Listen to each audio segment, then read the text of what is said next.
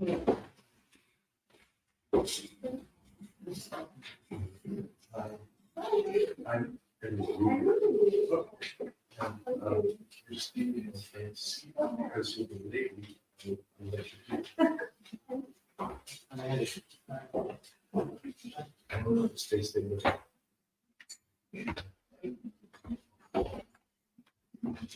everyone.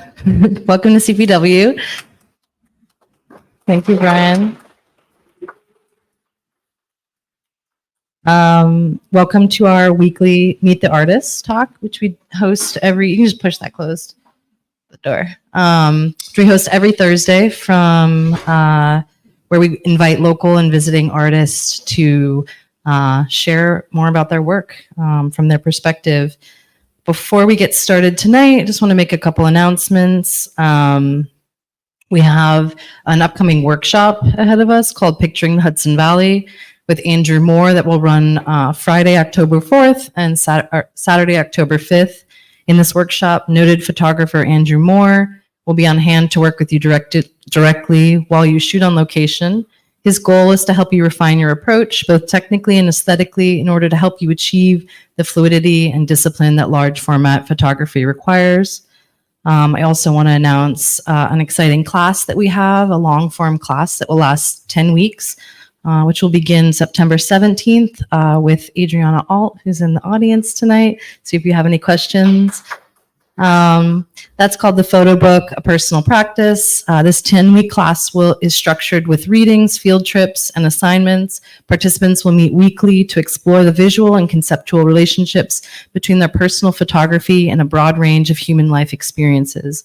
It will include close examinations of contemporary photography and artworks, critical readings, and intensive critiques. And lastly, starting in mid-September, we'll also have 2 6-month-long crit groups, one with Leslie Deschler-Canassi and another with Charles Purvis. And those will all be over here while we start work on our new building down the street. I believe they began this week. They've already started to take down walls, so we're very excited.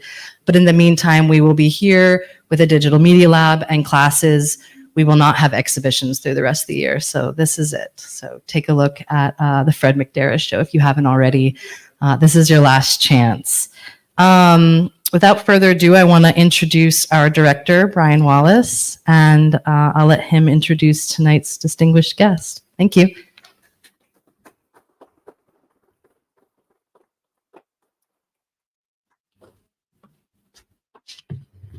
Thank you, Sarah. Sarah Danziger puts together these fabulous Meet the Artist programs every week, in addition to our whole fantastic education program, which will have an expanded space at 25 Diederich Street. But through the fall, our digital media lab will be taking place here at 474 Broadway.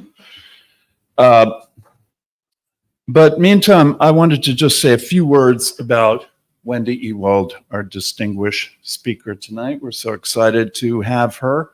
Many of you know her as a brilliant artist and photographer.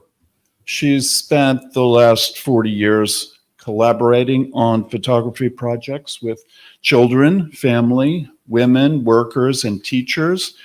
She has worked in the United States, but also in Labrador, Colombia, India, South America, Saudi Arabia, Holland, Mexico, and Tanzania most recently, and most prolonged. Her projects start as documentary investigations and move on to probe questions of identity and cultural difference. In her work, she encourages her collaborators to use cameras, as well as using the camera herself to record their families, themselves, and their communities, and to articulate their fantasies and dreams. Ewald has often encouraged them, the partners, to draw or write on her own negatives, thereby challenging the concept of authorship. Who actually makes an image? Is it the photographer the subject, the observer, or the one who is observed. Her work questions conventional definitions of individual authorship and casts doubt on an artist's intentions, power, and identity. Whoops, sorry.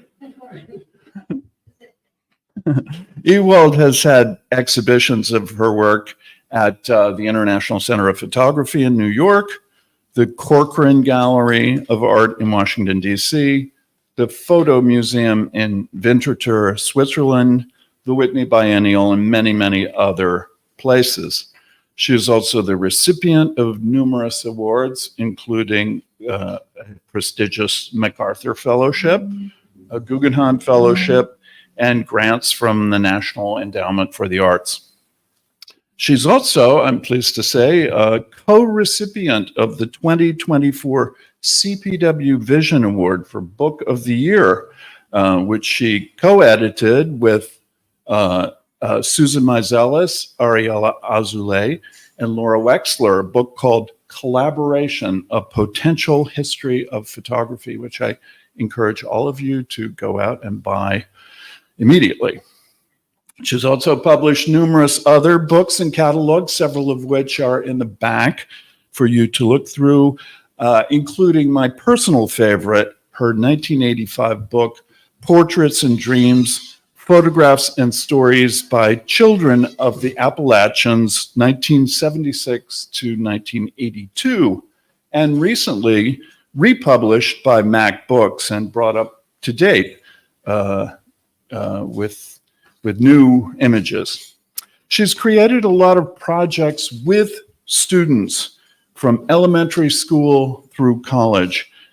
These are projects that are designed as interventions as well as public art projects. And we are very honored to announce, really, that Wendy will be working this year with CPW and Kingston High School across the street with their English as a second language students on a project called Sanctuary City, Stories of Immigration and Community. This program will begin next month, and it's been funded, generously funded by the Institute of Museum and Library Services, the Philip and Edith Leonian Foundation, Mayor Steve Noble of Kingston, and the City of Kingston's Office of Community Development, County Executive Jen Metzger from the Ulster and the Ulster County Youth Bureau, and Senator Kirsten Gillibrand's office, and we have Kenny Farrell from Senator Gillibrand's office here tonight. So a well-endowed project, a well-deserved award for our honored guest, Wendy Ewald. And as always, Meet the Artist is funded by the Arnold and Augusta Newman Foundation. And tonight, we welcome Wendy Ewald.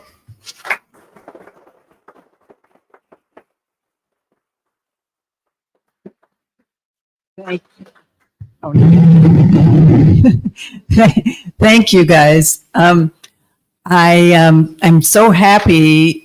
I keep saying this is the first time I've ever worked where I live. Well, that's not really true. I mean, I did live in Kentucky for many years and work there, but this is, this is great that I can, think about where I live.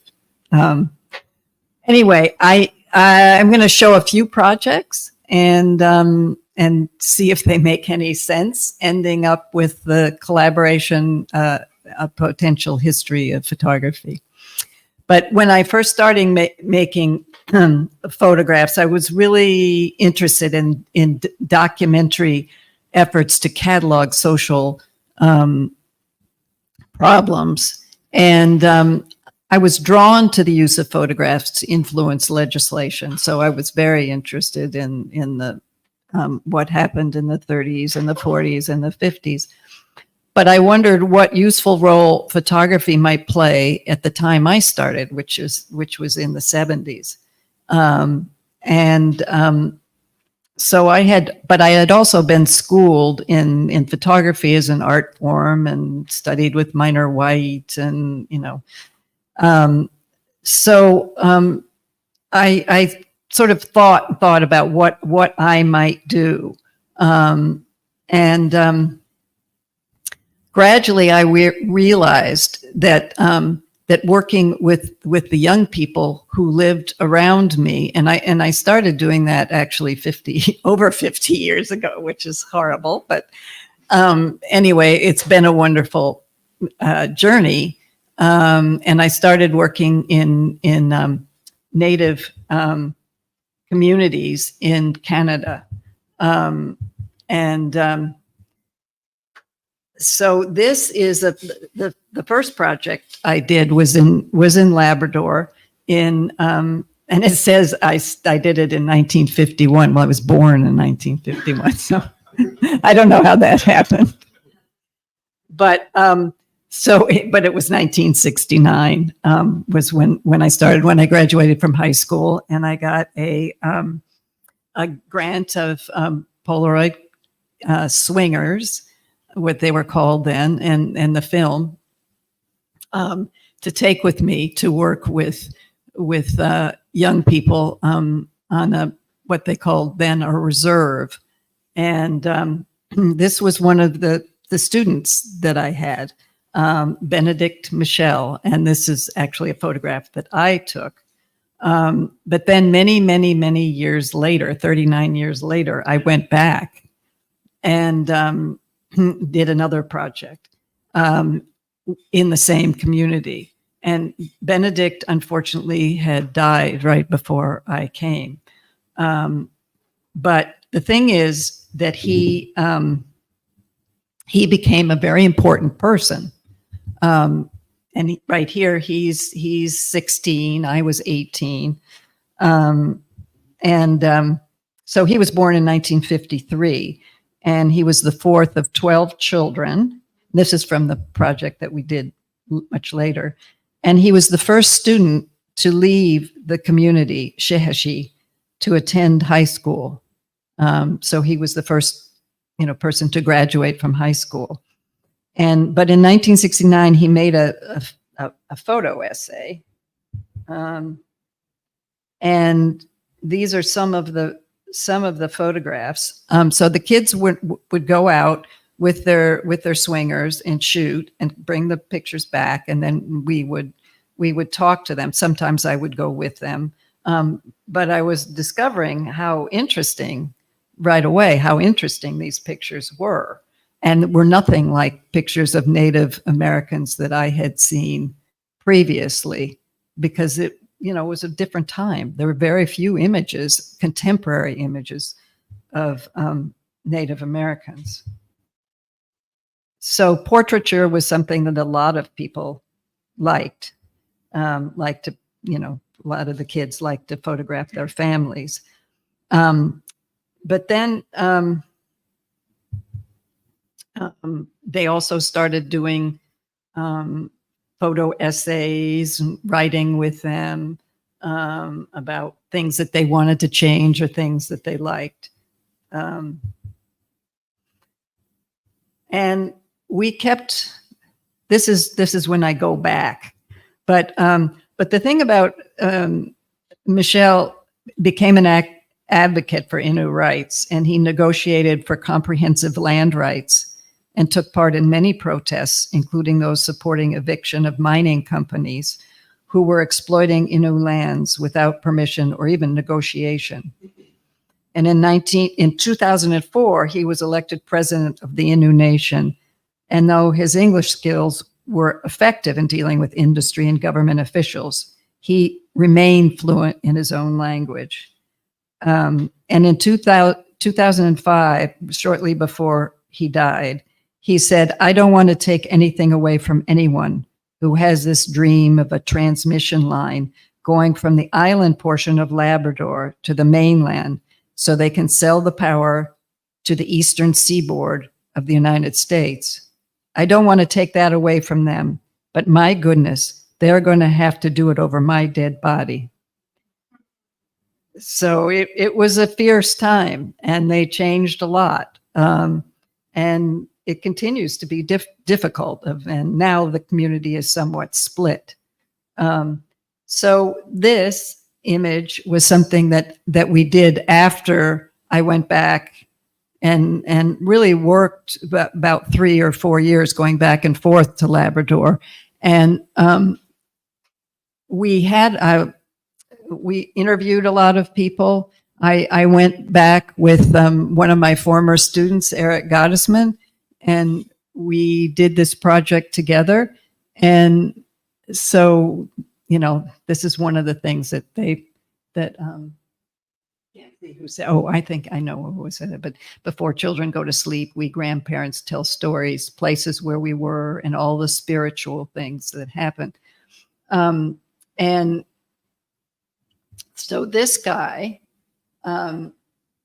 what happened is we put these pictures on the internet, and as the beginning of a particular website that things could be added to. And so it became the Innu online picture archive. So they put these pictures, we chose, worked with them to choose which pictures they wanted to put up.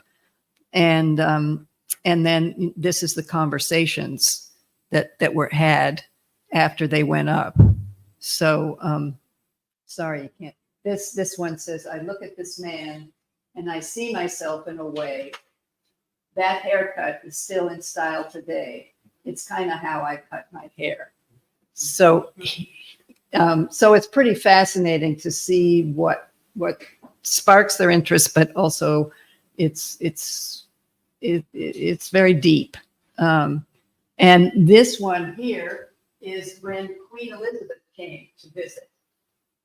Being a Canadian subject, and so these are the kids that they dressed up in their traditional clothes, and then this is actually another picture that I took of someone that I worked with many years later. Anyway, and we did do an exhibition, and this one is in a small museum on the white side of the river. They lived, of course, on the Innu side of the river, and so we then were going to move on, and the community actually gathered money so that we could do this, to make an installation in the town, in the white town, but also mostly in the Innu town. And so we had the exhibition. There had numbers there, and people in the Innu town could write which pictures they thought would be the most interesting to have up, and then ask them where they wanted to think the banners should go. I mean, and this was all written in Innu.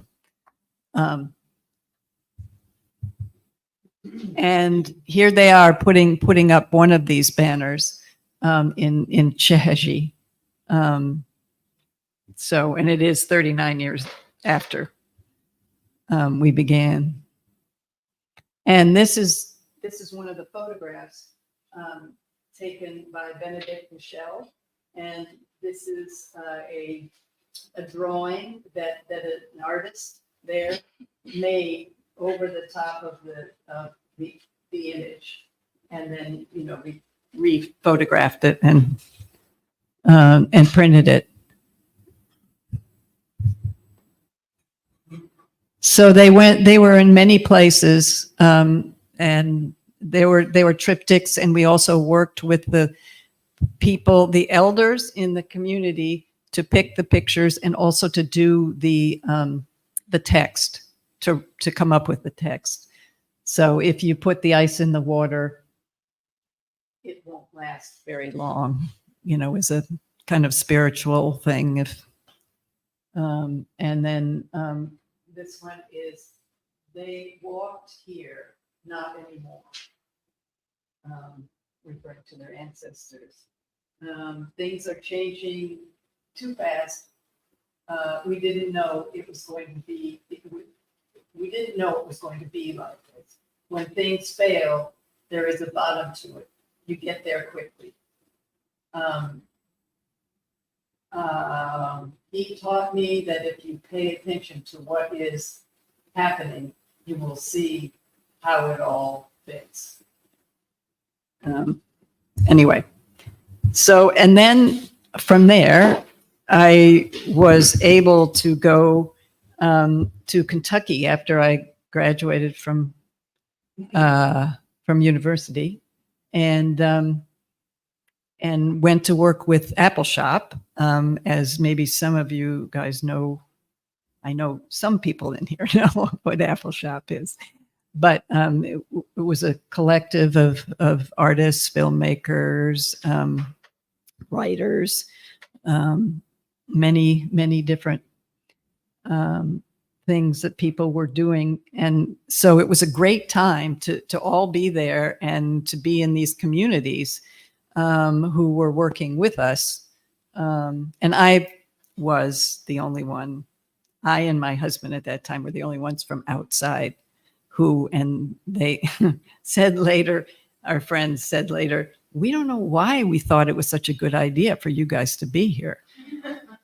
But I was there for a long time, and still, and I have done many projects since then with them, even though I didn't live there.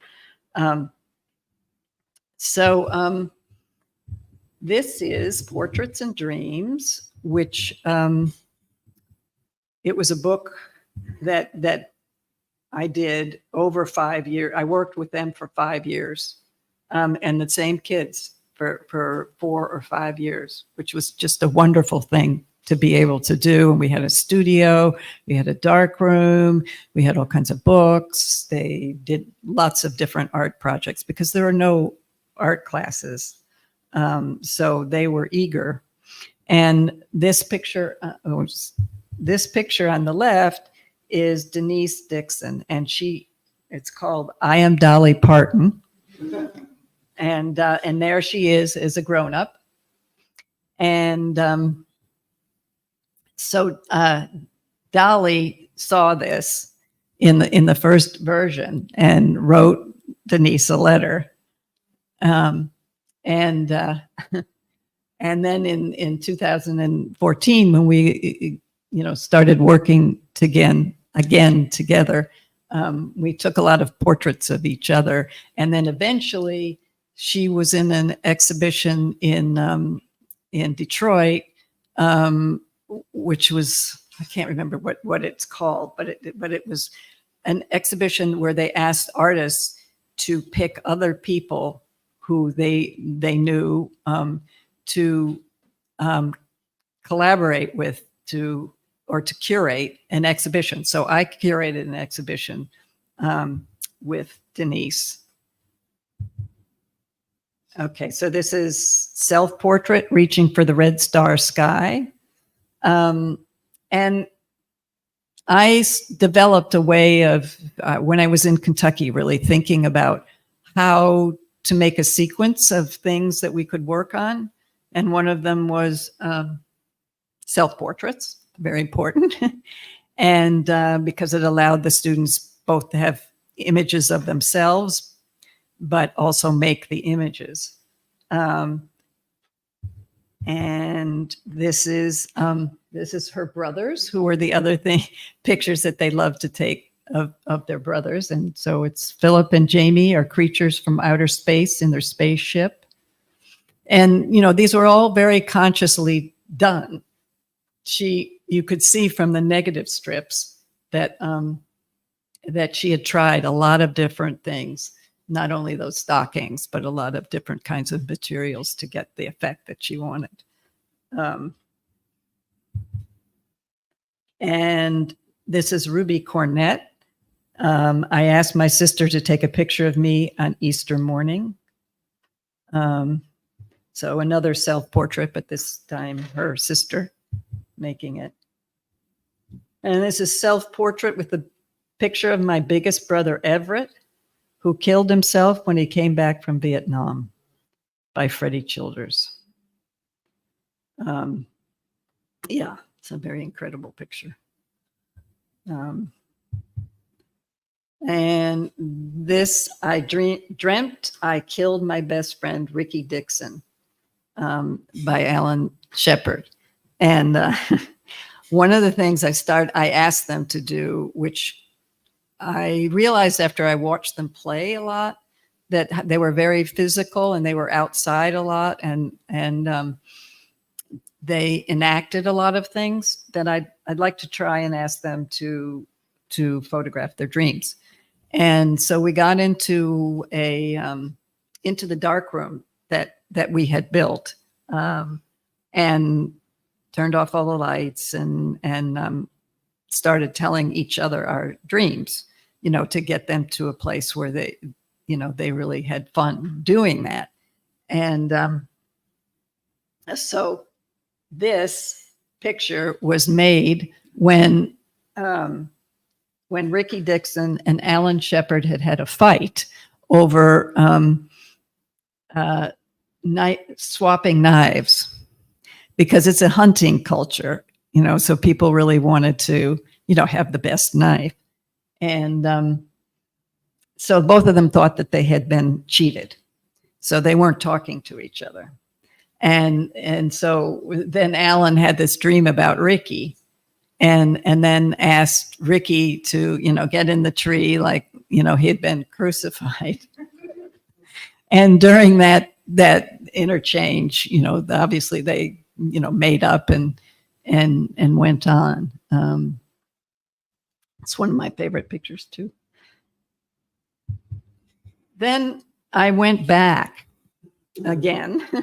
I went back in 2014, I think it was. I was asked by my best friend there, Liz Barrett, was a filmmaker, and she asked me to if I would be interested in making a film. And I said, no, I don't want to make a film. How about like an installation or something like that? But she kept on at me, and so then we decided to do that, and thankfully got money from I guess it's from POV, which was a part of PBS. So they gave us the money to make the film. And Fenton, who's here, had a part in that too.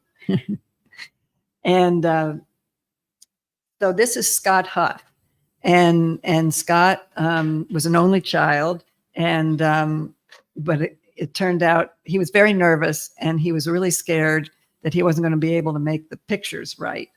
And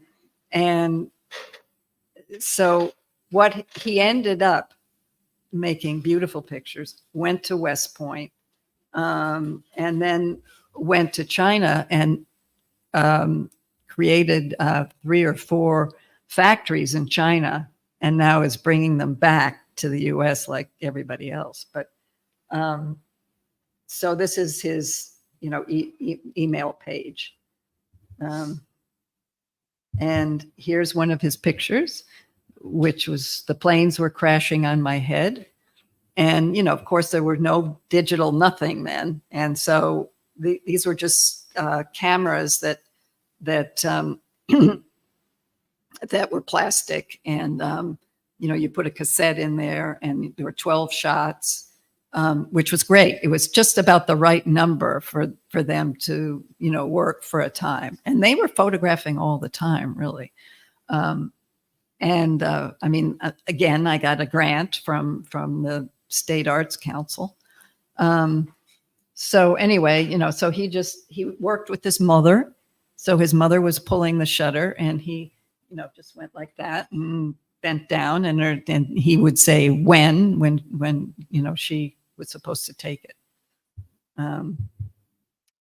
Okay, this is when a spaceship was taking off, and which was the oil tank. You know, for the heat, it was either an oil tank or coal. So that's Kentucky, and that book is back there if you want to look at it some more. And it was great. It was just republished, so I got to go back and be with them for another few years. Coming and going, and it was the most wonderful feeling because it was like we were back where we were. When they were in, I guess they were in middle school then. And there was a kind of flirtation amongst all of us because it was such a wonderful time. So this is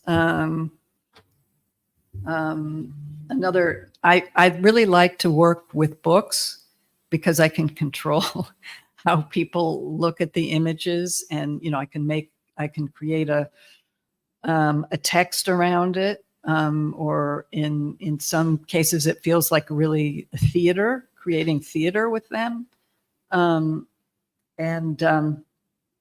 So I was asked to go to Chiapas in 1991, which was, if you know anything about the history of Chiapas, that was right before Subcomandante Marcos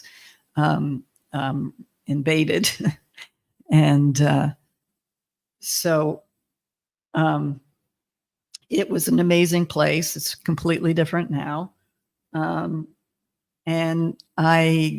Polaroid asked me to go because it was right before it was right before there was a change. And they were going not to be able to work in the way that they were working before. So when let's see. So when Polaroid, what happened was that they had been making the cameras for the past books, not for the past books, but for any kind of passports or and so what happened was that they wanted to give something to the Mexicans, because I know it was for voting. They ordered all these things so that they could clean up the voting process, and in Mexico for the whole country. And so they were selling them, so many of these machines that they thought they needed to give them something back. So they asked me if I would like to go there and do a project there and an exhibition there. And I said, sure, but I don't believe in what you're doing. I didn't really say that like that. I was very nice, but anyway. And so they gave me Polaroid positive negative film, which, do you guys know what that is? A lot of you probably do. But and I had never really worked with that. So it was great. And I was only there for 2 months, but they took so many good pictures. And, the culture is so visual. And so they didn't have trouble, but they would go out. There's the camera right there. Whoops, there's the camera. So they're big cameras with the flashes on them and everything. And, she's really small. And, but she, they all figured out how to use it, and they were very precise. They could use it better than I could, really. And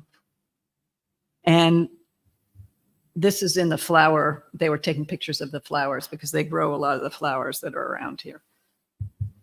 And, when it come to came to doing the dreams, that was something that they really understood, because in Mayan culture, dreaming is extremely important, and it's as real to them as waking life is.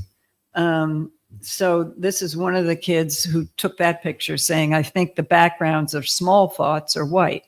If I imagine a man, I just place him against a white background. But if it's a landscape or a big thought, I imagine it in more detail. So he's, thinking about what he sees. And this young person is blind in one eye. And so for him to take pictures was amazing, because he could hold the image in a way that he couldn't if he couldn't see it. I mean, because images are changing all the time, but he had this picture.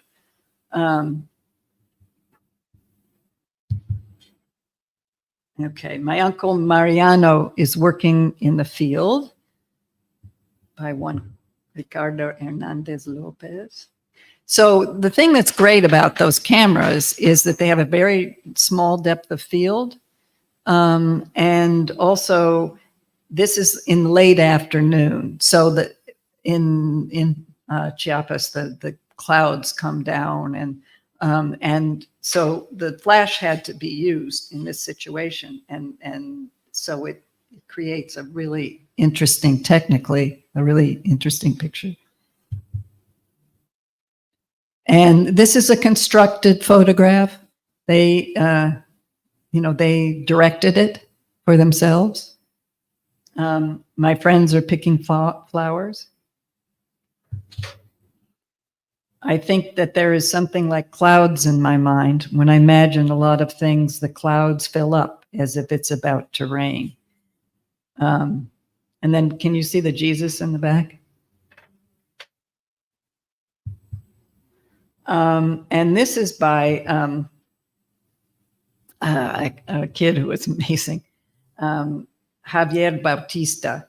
And he was not native. He's a Ladino, which are the Spanish people of the Spanish descendants who lived there. So he went down to the river, found the wood, made the fire, made the masks to make this photograph. And this is probably my favorite photograph of all times. The Devil is Spying on the Girls by Sebastián Gómez Hernández. And I have no idea how they got this kid up in the tree. When I asked them if they wanted to take pictures of sueños or dreams, they were extremely excited about it. And, we're just talking amongst each other. And so then they took their cameras out, and they were also at that point using corn stalks to measure the distance between themselves and their subject. So they did them to a meter, and then they would, measure 1 meter, 2 meter. And because you had to, these cameras are really hard to use. You had to you had nothing visual to look at. So you only could do it by the number of feet or meters or whatever. And then you have to, hold it very steady, because it's a big clunky thing, and just learn to move your finger. So, but they're very precise, and they make things. So it made sense. So, but I asked, they came with these masks that they had. I said, do you have any masks or anything? Can you bring something? And they made them out of cracker boxes, the reverse side of the cracker boxes. And you can kind of see where they're folded over. And then the this is called, the devil is spying on the girls. So the horns are coming out of here, which I didn't understand that. And then I was sharing a house with an anthropologist, and she said, look, have you at the Mayan glyphs, how there are things like that are coming out of the side, and which really led me to think so much about how, nothing is an accident. Everything comes from somewhere. So somehow he got his I think it was his little brother up in the tree. So that was a really important project for me. And I didn't go, and from then I didn't go back. And I don't know, there were other things I was doing. And then in 2019, I was asked to do a project in Chicago for the anniversary of the MacArthur Fellows,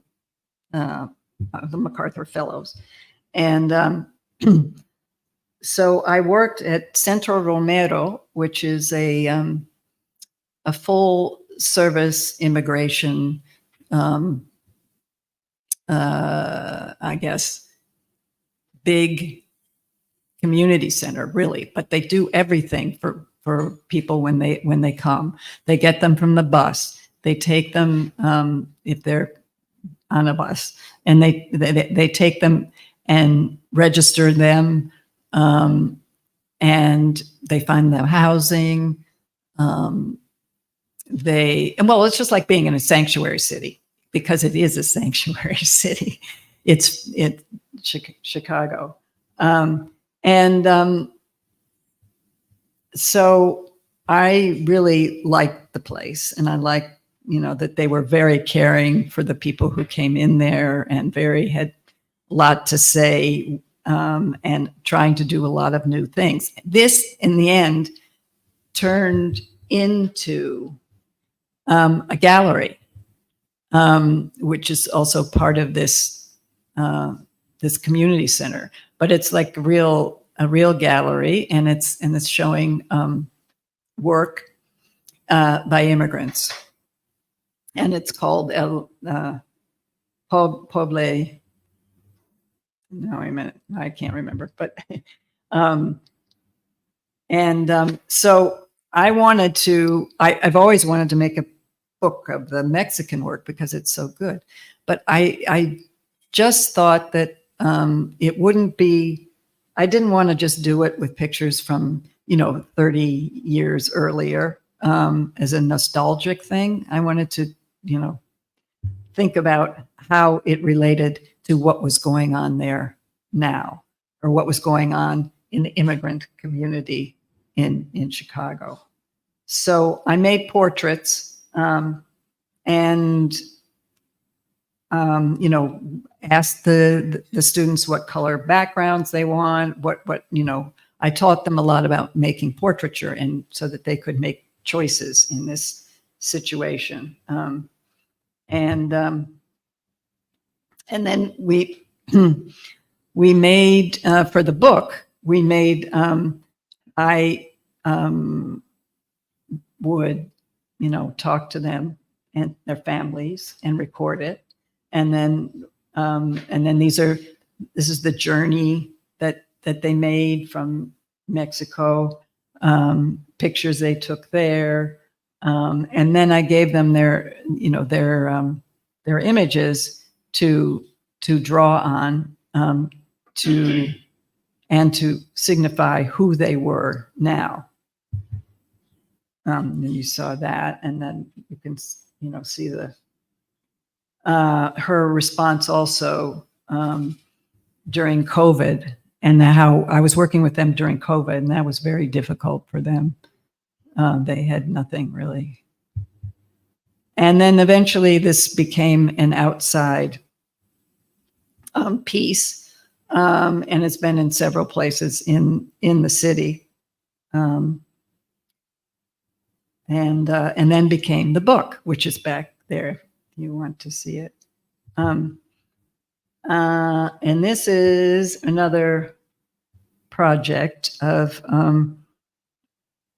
called Towards a Promised Land, which was people who were coming to England from all over the place, Africa and the Middle East. And this is Ali. And Ali came from Afghanistan. And by him, well, he and his sister came, but then he lost her on the way. I mean, very tough stories. And this is when we were working together. Oh, what happened to that one?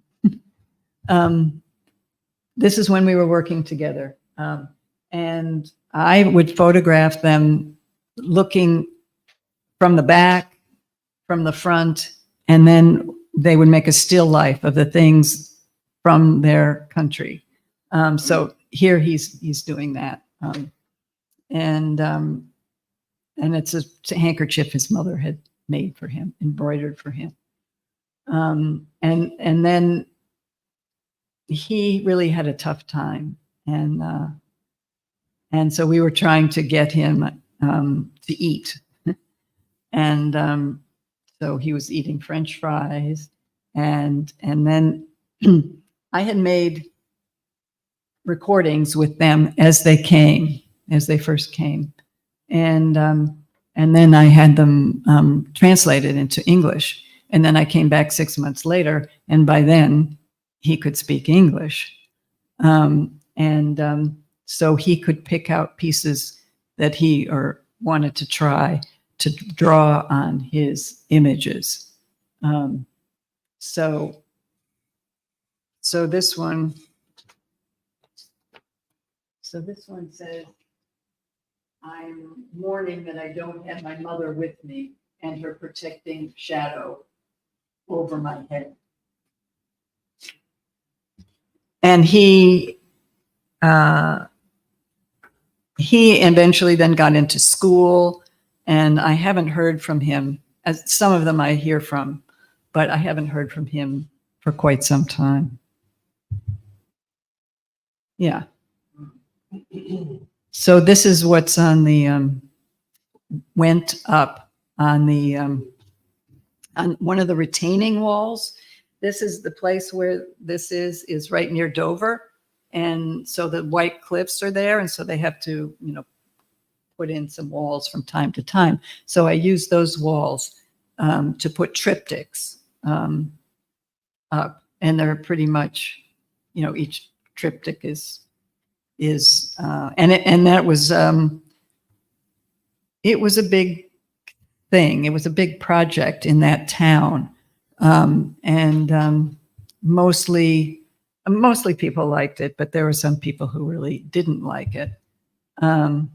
But these guys, for example, who were putting it up, they just thought this was the greatest thing because they didn't know who these people were who were living in their community. So this is the bad thing that happened. What happened was that it was right before it was right after the bus bombings and the subway bombings in England. And so they used,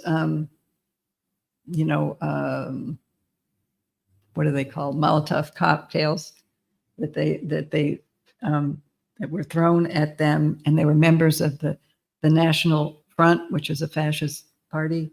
And but then the family decided, and the father was member of the mosque, a prominent member of the mosque. He decided that they wanted them put back up, but wait until things calmed down. So they did get put back up.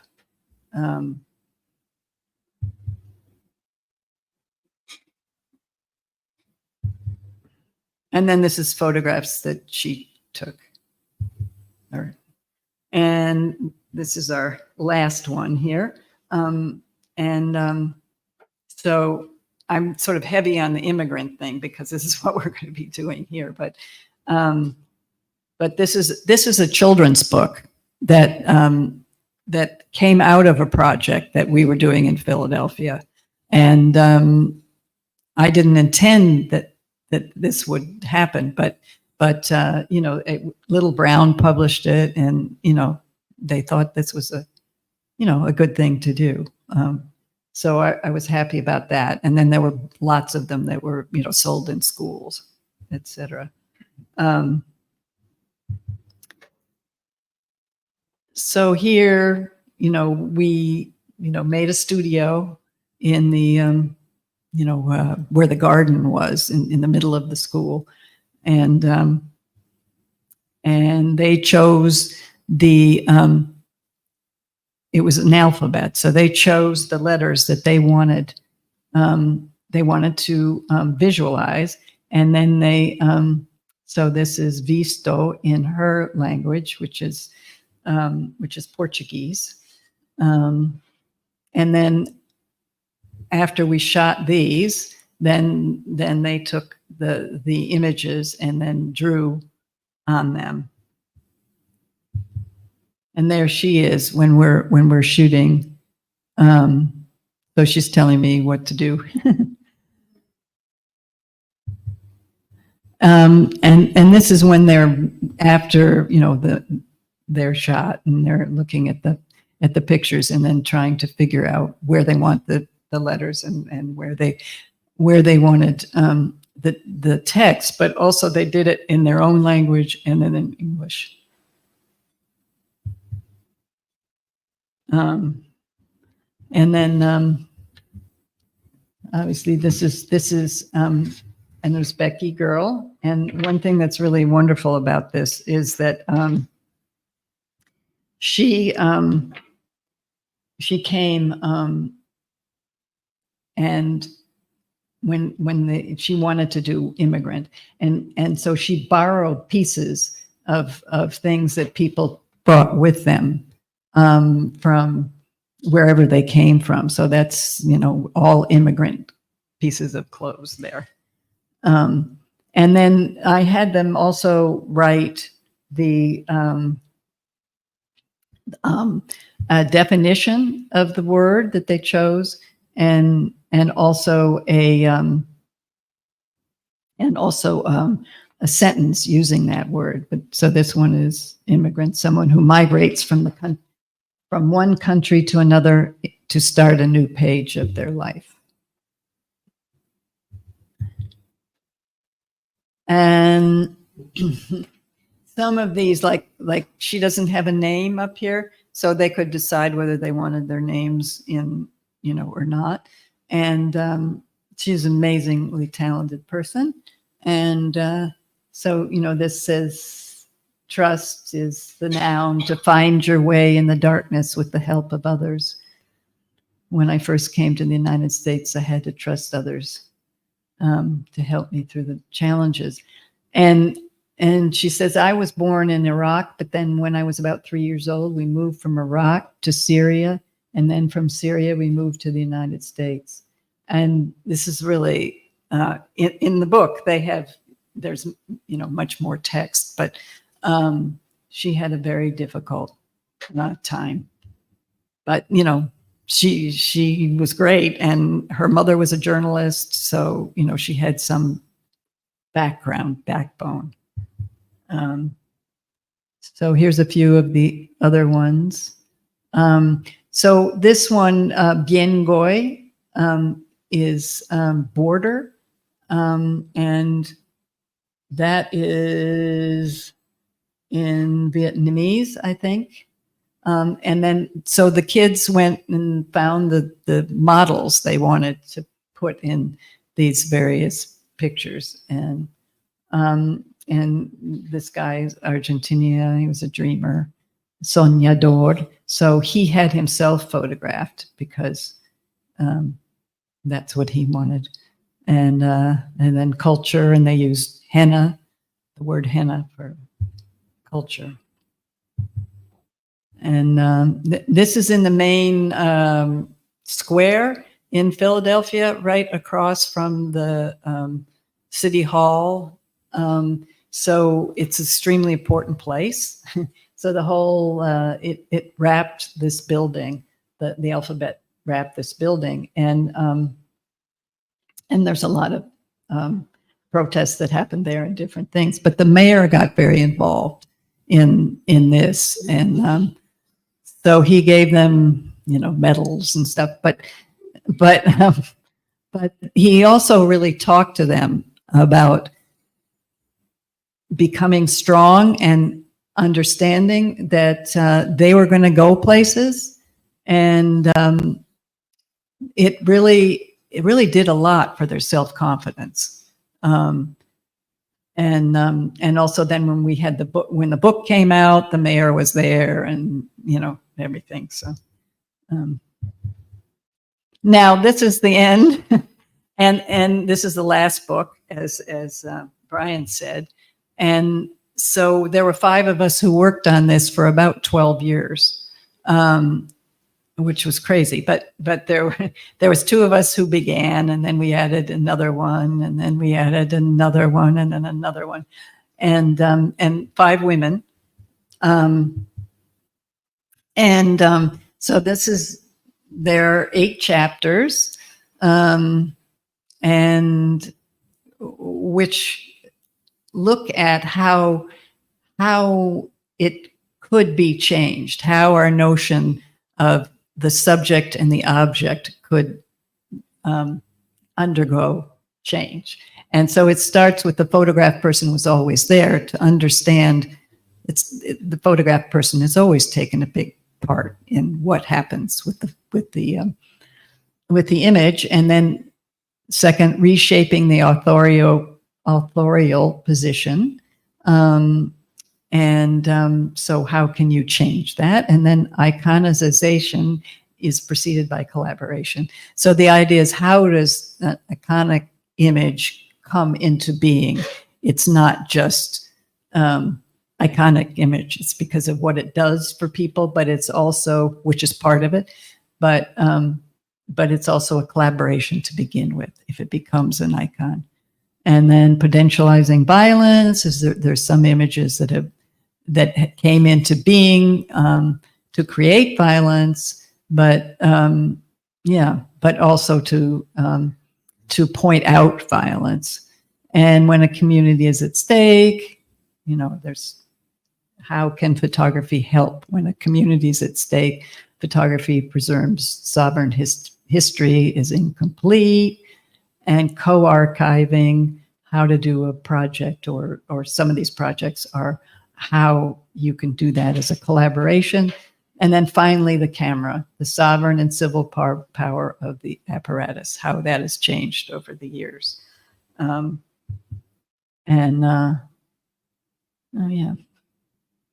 So this is us working on it for all this time, and we did it with other people too.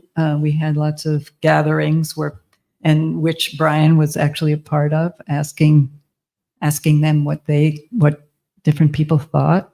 And this is one, I had some pieces in this, and so this is the one from Kentucky. So it starts off as I speak, and then the let's see. And this is Delbert, the kid in the tree, and that's Denise, who Dolly Parton, she's speaking, and then here is someone who writes or thinks about photography. This is Adam Weinberg, and so that's how these things, are. And then we say the subjects of their own photographs. That's a title for this one, and then the people who are involved in it: Wendy Ewald / students in Letcher County, Kentucky, and there's that one, which are a little bit familiar with now. So these were all asylum seekers. This is a piece by Mark Seeley, who's in England. So he actually saw this. And then the kids and myself talking. And the one that you just saw. And this is a piece written by an anthropologist. And then this is the, again, it's all the way back to the beginning, which is, this is a page that was made by one of my students, Zach Hajawi, who's a Native American person. And there's, it's written by Zach and then, that one that you saw, and that's the head of education in the community. And that's it.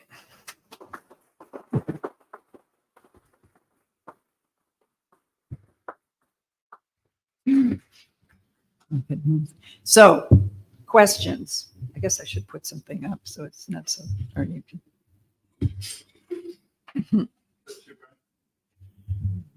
Okay, yeah.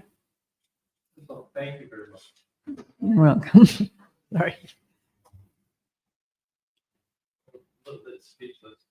My question is that some people think that when one begins a project, either consciously or unconsciously, it's an autobiographical exploration.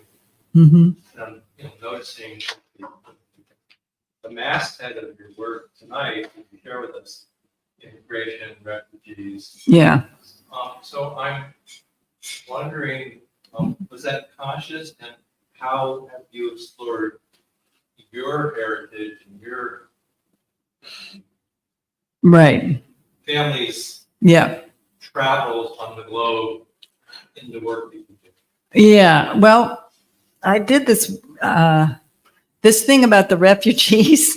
It sort of just happened, and it really started. I think, I don't know if it really started, but I was, like many of us, I was not too happy with the politics in this country, and so before the election that Trump won, I was in Philadelphia, and so I thought, well, I think I got to do something about this. What can I do about this? And also, I was working with a organization that invited me to do this, Al Bustan, which means to the garden in Arabic, and they were really interested in my work because I had made an Arabic alphabet, and so they showed it in Philadelphia, and then that book happened with the kids, and there was sort of one thing after another that happened, and I kind of just followed it, I guess. But as far as myself, when I did the retrospective book a while ago, and in it, I write a lot. I write about my parents and my growing up, and how I felt like I lived in a bubble, and how to break that bubble. So I guess that's sort of like more my whole life, not just the work, but somehow to get out of that and somehow to see, what was beyond the bubble, and how to help that, how to help other people understand that, and how to help the people that I worked with to be able to communicate that, because they certainly have a lot to say, And so, yeah.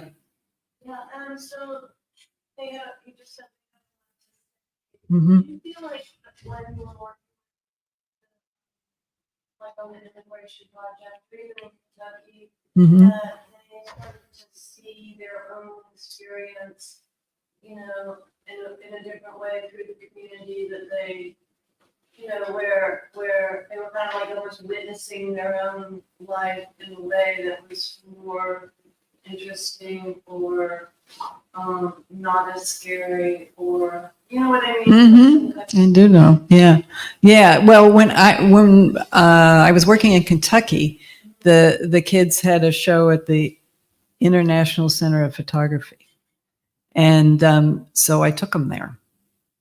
And, it was hard to get people to be able to, parents to say, oh, yeah, you can take my kids to New York City. But there were enough of them who got permission to go. And they one of the things they did is they got up on the stage at the opening and they talked about where they came from. And they were so excited. I mean, they were having like iced tea for the first time and they thought this was the most amazing thing. Or just all these little things that meant so much to them. And also they were talking about where they lived and people were interested in hearing them talking about it. And I remember Cornell Kappa walking out going, amazing, amazing. But yeah, exactly. Yeah, it is a great thing. It is a great thing. Connected to each other, like they're having an influence on other people, Mm-hmm. because the people just feeling, Yeah. And downtrodden. I mean, they didn't feel downtrodden. They had a beautiful culture and all this stuff, but sharing it, because TV had been coming in and they could see all this other stuff. And so, yeah. Oh, well, thank you for asking that question. Nobody's ever asked me that question. Yeah. Yeah. Mm-hmm. Who got to keep the originals? And it was collaborative between Mm-hmm. the kids. Did they all have pictures or did you make copies of them? Let's see. Well, the technology has changed so much. But yeah, Polaroid would make me, in the beginning, Polaroid would make me copies of everything. So I think I have a lot of those originals, which of course aren't as stable. But, and then when we were doing positive, negative, I would keep the negative. So yeah. So if you wanted, originals, negative, yes, I have most of those, but not all of them, but. I'm just thinking about the kids themselves probably be so excited if they feel that art. Oh yeah. Who gets to bring it home? Oh, right. Well, yeah. And they were shooting by themselves. So they didn't bring them home. They were home when they were shooting them. Yeah. So that's at least for the positive negative film. They got the originals. But yeah, no, it was very exciting and we would do it together sometimes, but mostly they were working on their own. Yep. I wonder if you, the opposite is that in almost every example that you talk about, maybe every example, you were invited or you had some kind of Connection. connection. But I wonder if you ever found yourself in a position where there were people in the community who did not like what you were doing, did not want you there. How did you negotiate the way through that? Well, I think the most difficult was in Morocco. And I mean, I was invited in by the Moroccan ambassador to the U.S. So that was a good connection, but not necessarily the best. But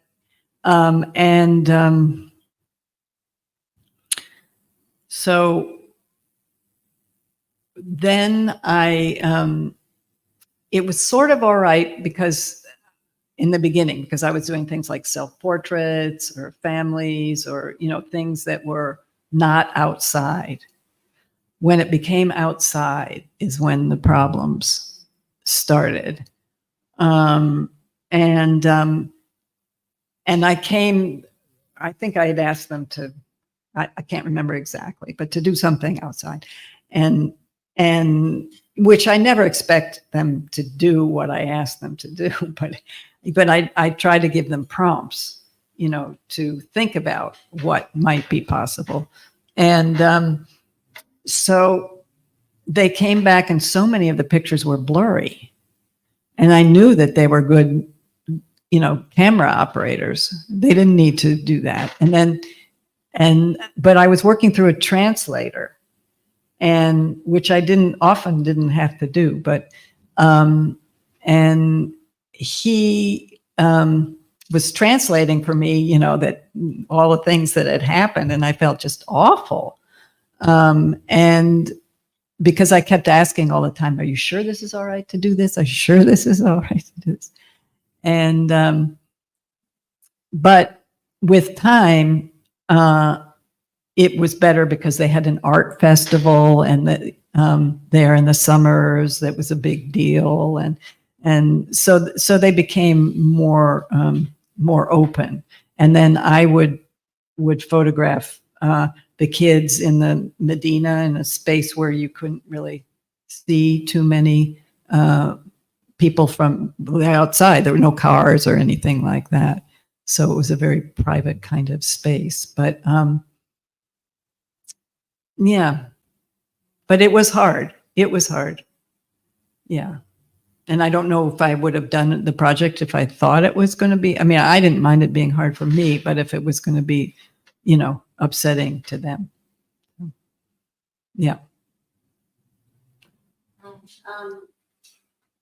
wanted to ask you about, so the book in this book I got when I was about 23 years old, and I still have my copy.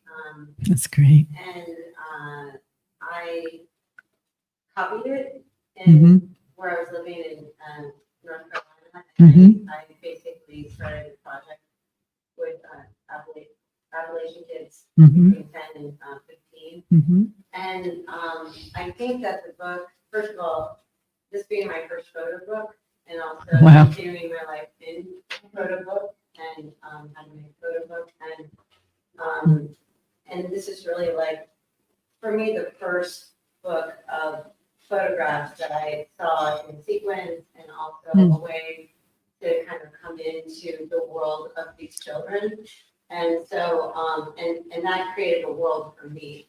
And so I wanted to create that world for the kids that I was working with when I was teaching these kids. But what I also really learned is that, and I guess what I want to ask of you too is, because you mostly work with young kids at a time of like identity and self-reflection, and also figuring out who they are going to be in the world. And I feel like it's a real gift to give a juvenile or young person a camera so that they can actually find their place while they're searching in this confusing world. But I wanted to know, well, first of all, you said that once you had the photographs, you created the work in a book, because that way you could kind of control for lack of a better word, like the narrative that was happening. How did you do that? And how did you go about that? You did it with them, or you did that? Well, most of the text, are their words. And, there's some editing in there because there were long interviews, but it was trying to trying to be as honest and open in that. And, you know, because so as you know, there's probably so much, especially then, written about Appalachia that was, you know, not great, not too revealing of who they really were or what they wanted to say about themselves. But you know, it changed in different situations that I was working in about creating that you know, that world. For example, I did a book called Magic Eyes, which Brian knows, but that was a story of one family. And then I went out and the kids photographed in the same barrio. And then I photographed in the same barrio. And then I recreated I didn't recreate, but there was a rural part, and they were living in the city. So they had made that transition as family. So I you know, I mixed things together and then also we made a film. So there's a lot of things kind of like going on in some of them, and some of them are much more straightforward. But it was always trying to find a way to tell the story with them that really gave, you know, the people outside more knowledge, because that's what I was very obsessed with. That, you know, people would just, you know, think that they were poor and they weren't smart and, you know, whatever. But yeah. Yes. Hi. Well, I have portraits and dreams, and I didn't know the other world until tonight. I just wanted to tell you that it feels to me that you've accomplished something in the way of bringing teacher and artist together in this pretty amazing way. And I feel that those two activities seem to always be at odds with each other. Yeah. And it's a blessing that you were able to kind of find your creative outlook through this teaching with other people. Yeah, I mean, talking about my background again, I you know, I had a brother who was hit by a car when he was young, and then he was brain damaged, and so I worked with him, and my sister did as well, to get back his speech and to see what he could, you know, to be able to say what he could see. And so, I mean, now I can look back and see that probably was important. But yeah, you know, it's great. I mean, it took a long time for me to make those things come together. And so each project sort of was another piece of understanding. Yes. Yeah, Wendy, thank you. One thing that I think is very exciting about all these projects is that they bring together education, collaboration, community, and self-empowerment. Mm-hmm. It's amazing that you can accomplish that. And I'm wondering now, what are we going to do? What are we going to do?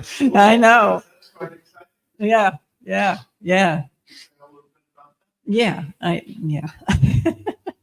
You'd like to know. Yeah. Well, you know, a lot of these things, you know, unveil themselves as we go. But I'm really, from what I know so far, and we just did a 2-week thing in the high school, there are a lot of students who are, from Central America, and I'm very interested in their language and what they know about their language, and their culture, and the idea of that, they're here in the middle of right here, and most people don't know anything about them, and to try to create something visual that is arresting, but tells us something about who they are and their great cultures that they come from. And actually, when Brian and I were talking about this, and he started talking about all like the Rear Center and and the history of this place, and that really got me excited to think about why is this place as it is now, and how did it get there. So the idea is to make some public installations, like you saw the alphabet, and buildings here that are sort of there teaching us who they are. So how we're going to do that, I'm not exactly sure, but Well, thank you, Wendy. thank you, guys.